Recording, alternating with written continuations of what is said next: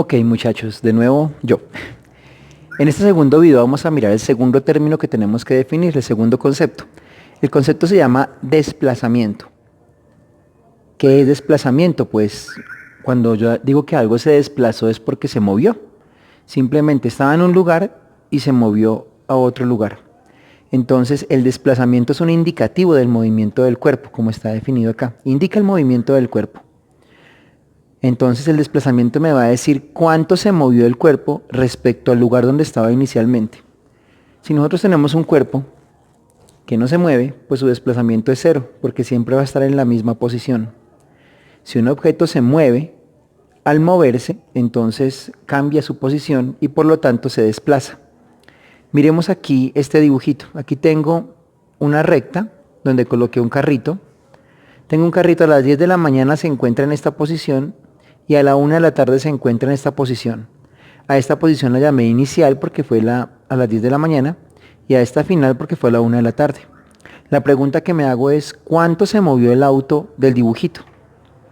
Como según esta escala, cada división representa 10 kilómetros, contemos cuánto se movió el auto desde acá. 10, 20, 30, 40, 50, 60. Quiere decir que el auto se movió 60 kilómetros. ¿En qué dirección? Hacia la derecha. Entonces el desplazamiento del auto fue de 60 kilómetros hacia la derecha. Esa es una definición informal del desplazamiento. ¿Cuánto se movió? Ahora bien, como el movimiento del auto también tiene una dirección, vean que no es lo mismo moverse hacia la derecha que moverse hacia la izquierda, entonces yo puedo dar una definición formal también en términos de vectores, de flechas. Entonces mi definición formal de desplazamiento es, el desplazamiento se simboliza con este símbolo que es un triangulito, en realidad es la letra delta griega. El desplazamiento delta x se define como el vector, una flecha, que va desde la posición inicial, la primera posición, hasta la posición final, xf. Aquí lo representé. Aquí tengo en el dibujito, esta primera flecha indica dónde está este niño. Esta segunda flecha indica dónde está el niño después de un tiempo. Y la flecha rojita es el vector que yo llamo desplazamiento. Miren ustedes que el desplazamiento se traza siempre desde la posición inicial hasta la posición final. Miremos el ejemplo que tengo acá. Si tomamos un punto de referencia, por ejemplo, tomemos este punto como punto de referencia y tomemos una dirección positiva. Tomemos hacia la derecha como dirección positiva. Listo. Voy a dibujar la posición inicial y la posición final del auto. El vector posición sabemos que es un vector que va desde el punto de referencia hasta donde está el auto. Ese vector en verde que acabo de dibujar lo voy a llamar posición inicial. Y la posición final es un vector que va desde ese mismo punto, desde el punto de referencia, hacia donde está el auto al final, que es este. O sea, el auto se movió hasta aquí. Entonces, esta es la posición final. Si lo hacemos acá en la tablita, tomando positivo hacia la derecha, la posición inicial sería menos 20 metros, se encuentra a 20 metros a la izquierda, ¿no es cierto? Y la posición final, desde el punto de referencia, 10, 20, 30, 40, sería de 40 metros. Esas son las dos posiciones.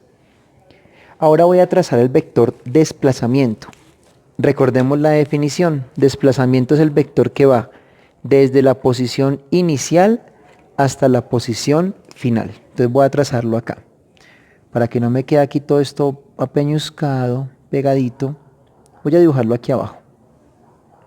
Este punto es el punto de la posición inicial. Este punto es el punto de la posición final. Yo debería dibujarlos ahí encimita, pero para que no me quede pegadito, lo voy a dibujar aquí abajito. Esta flecha grandota que está acá se llamaría desplazamiento. ¿Qué es el desplazamiento? una flecha, un vector, que va desde la posición inicial hasta la posición final. Algebraicamente yo puedo escribir que el desplazamiento es igual a la resta entre la posición final y la posición inicial. Si ya hablamos de números, pónganle cuidado. ¿Cuál será el desplazamiento de mi carrito? En este caso, desplazamiento. Posición final, ¿dónde está mi carrito? 40 metros a la derecha, o sea, más 40. Menos posición inicial. La posición inicial es menos 20 metros.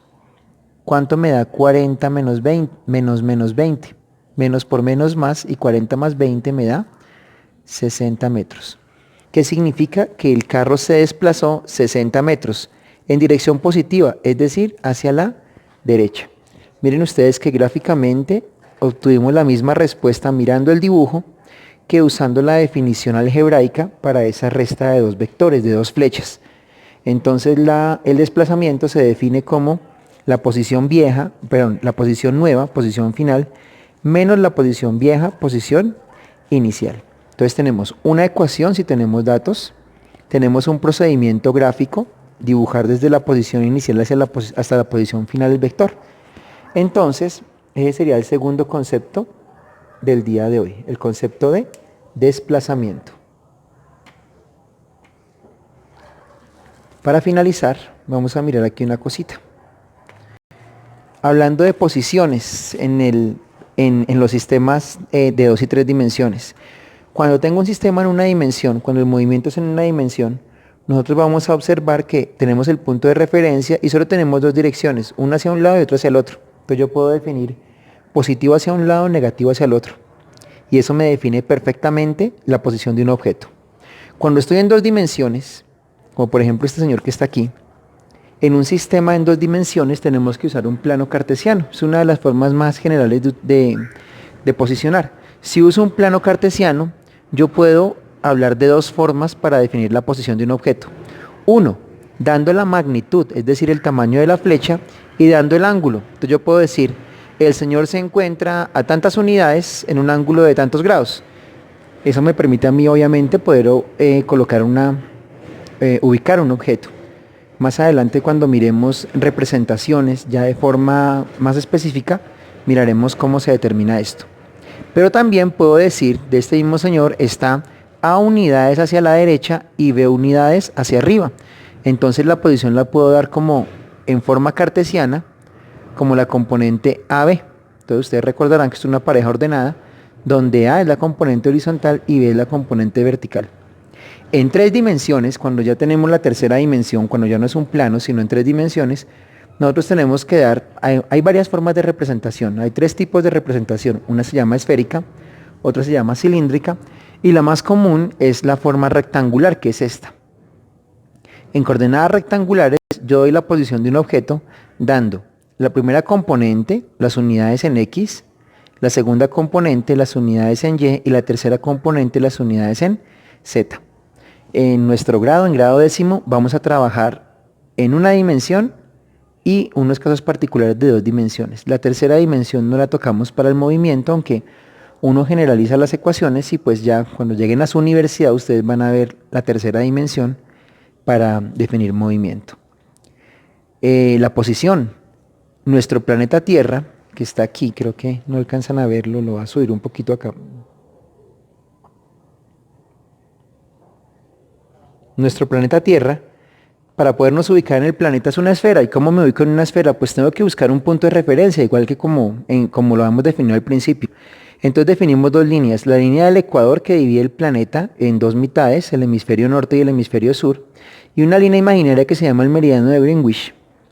Ese meridiano me divide el planeta en 2 mitades también, una que se llama el hemisferio oriental y otra el hemisferio occidental. Entonces, si yo cojo este planeta y lo desenrollo, lo represento como un rectángulo, ¿no es cierto?